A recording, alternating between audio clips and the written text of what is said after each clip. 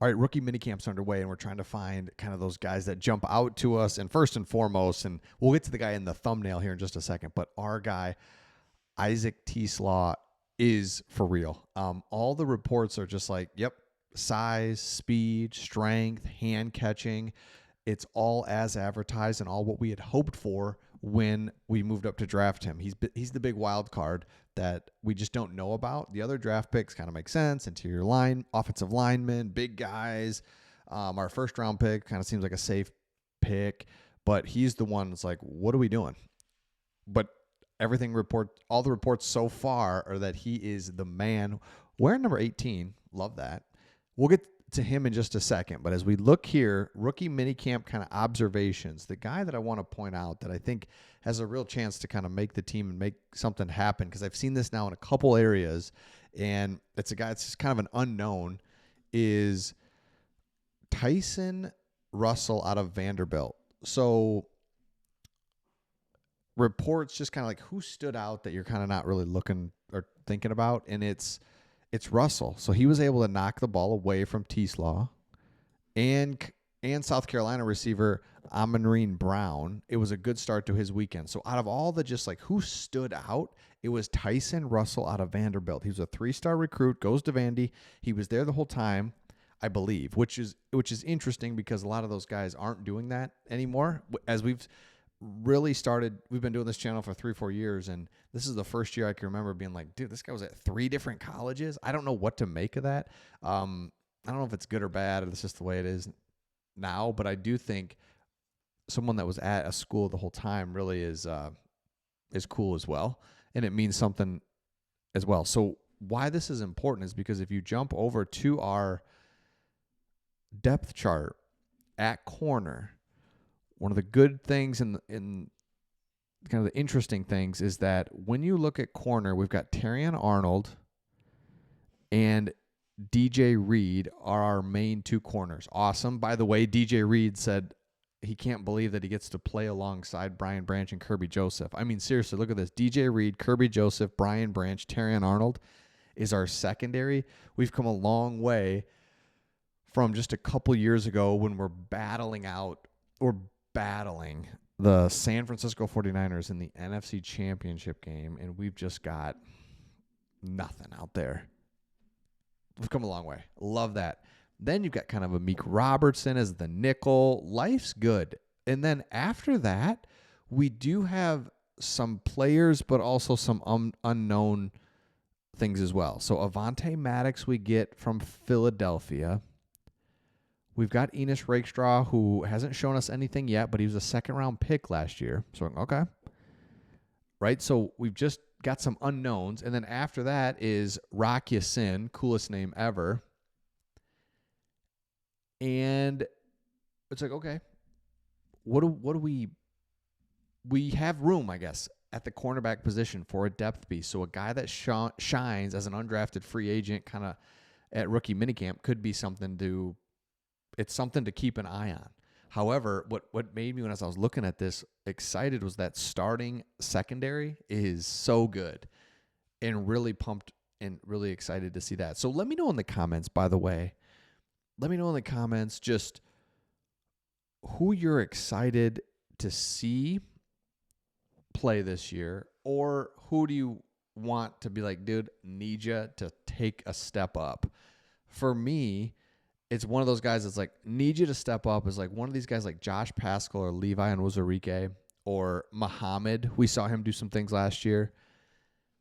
We need our defensive line to just be something.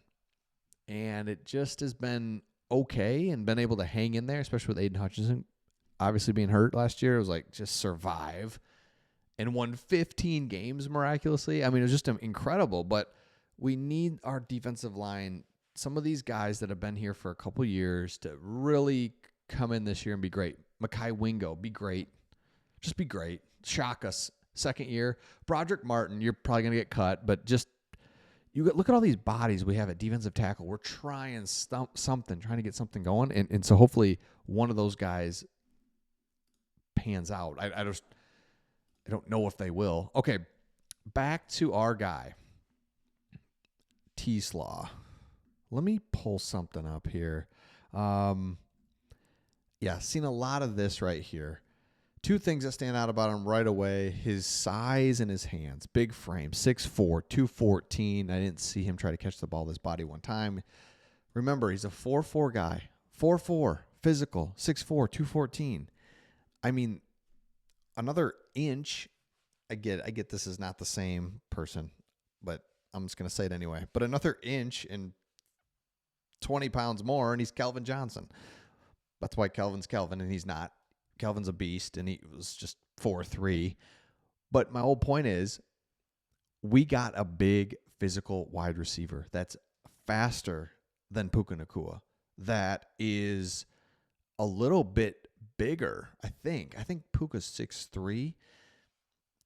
Point is, the guy we were just kind of wondering about. We all wondered about. And my thought is now, as I hear other teams in the draft and what their strategies are and how they attack things, one of the things I'm surprised by is we picture it more high drama than it is. And meaning teams are just kind of like, I got a grouping of 4 or 5 players that I like at each pick, and we're going to let the board just fall to us and we'll pick a player. It's not that hard.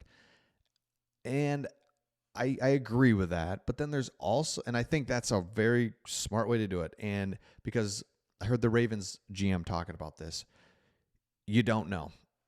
You just don't know. So what do you need? You need more swings. What does that mean? You need more draft picks.